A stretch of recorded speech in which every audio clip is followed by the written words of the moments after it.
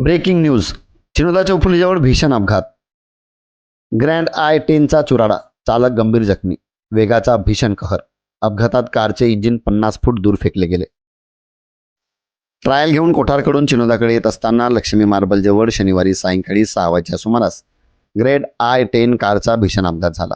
नुकतीच खरेदी केलेली सेकंड हँड कारची ट्रायल घेत असताना ही दुर्घटना घडली. अपघातात कारमधील 3 जण गंभीर जखमी झाले असून एकाच किरकोळ मार लागला आहे.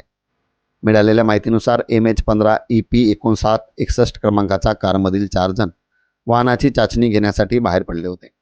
लक्ष्मी मार्बल परिसरात कारचा वेग जास्त असल्याने चालकाचे नियंत्रण सुटले आणि वाहन रस्त्यालगत विद्युत खांबावर आदळले. अक्षरशः विद्युत पोल मोडून पडला.